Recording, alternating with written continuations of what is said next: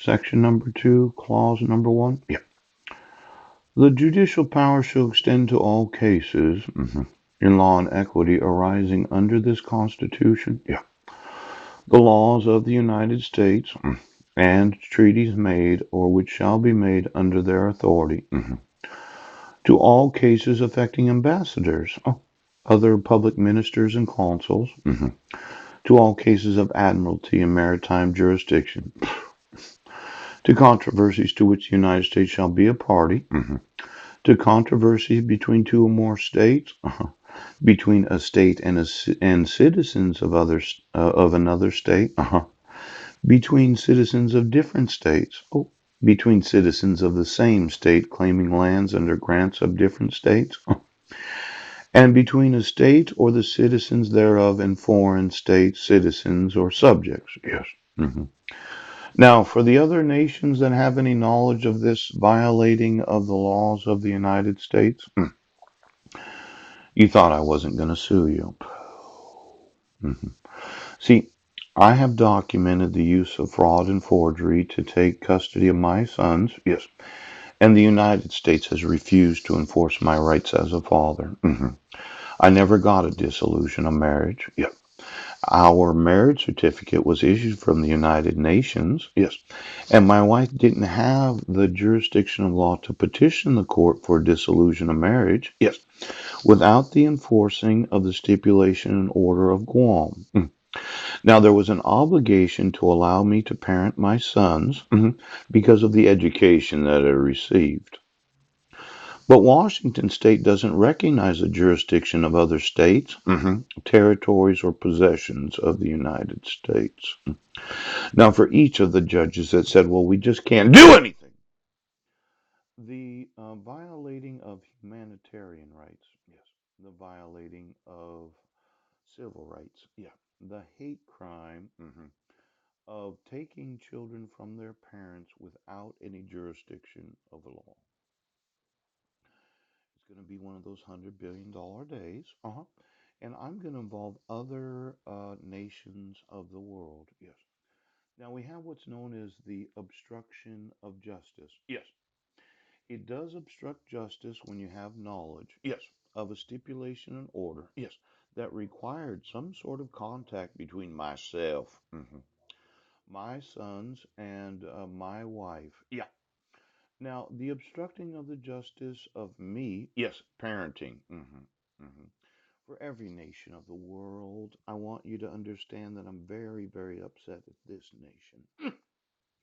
And for all of you that had some sort of treaty obligation, yeah, to obligate the United States to enforce, yes, the actual judicial power of the United States, I want each of you to understand right now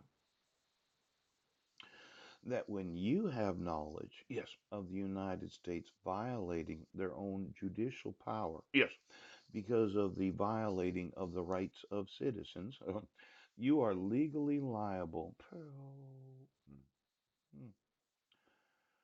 Now let's see here. Preventing consultation between person and attorney. Yes. hmm the thought was, when I email attorneys, and this local conspiracy decides to obstruct my emails, yes, my use of Facebook, right, and then my use of putting YouTube videos on the YouTube last night, hmm you are obstructing me from getting some sort of consultation between myself and an attorney. Yeah.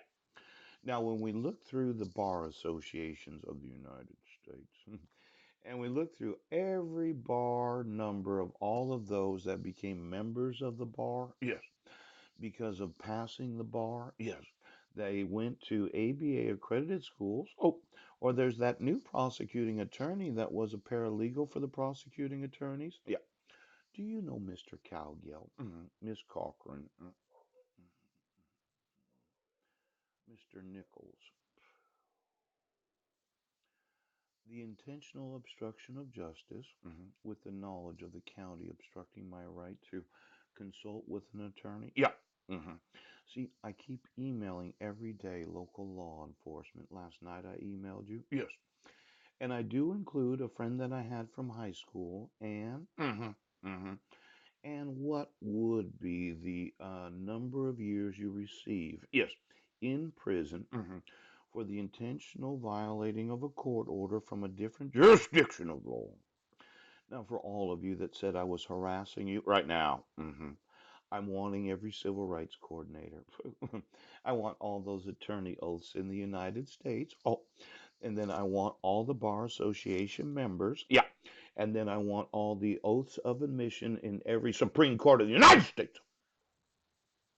It seems that you don't think that your oath is enforceable.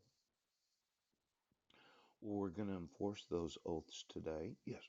And I'm wanting to sue approximately 7 million individuals in this nation. Yeah. And then there are the attorneys of other nations. Yeah.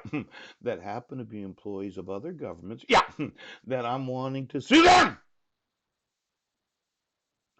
Now, obstructing service of process. Let's say, oh, Chicago. Yeah. You issued a protection order in 2015 where the individual was not a sheriff of Clallam County. Now, I would say it was a wrongful execution of service. Yes, because the weapon surrender form said law enforcement officer. And the obstructing of the service of process. Let's go ahead. Now, exactly what individual got served other than myself in August of 2015? And how many years? Now, intimidation. There's been this idea that law enforcement's going to continue to intimidate me. Yes, because of the false accusation of me violating the protection order. Yes, because of the victimization of my wife. Yeah, and the victimization of my sons. Now, I'm wanting quite a large amount of money today. Yes. Now, let's see here. Forcible detention, holding a hostage obtained performance by a third party. See, kidnapping. Yes. Forgery. Oh, fraud, deceptive practices, deceptive practices. Now that forgery of the ex officio superior court clerk right now. The forgery of Heidi Lee Budner. Oh, now I want you to understand, I have all day today. Then there's the fraud, the deceptive practice of refusing to acknowledge the jurisdiction of another court.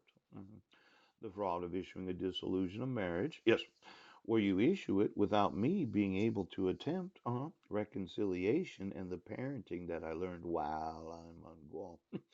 Now, if you could just go ahead and you give me Marilyn and her kids, yes, you prosecute her husband for the very deceptive practice, yes, of having all court notices. I tell you,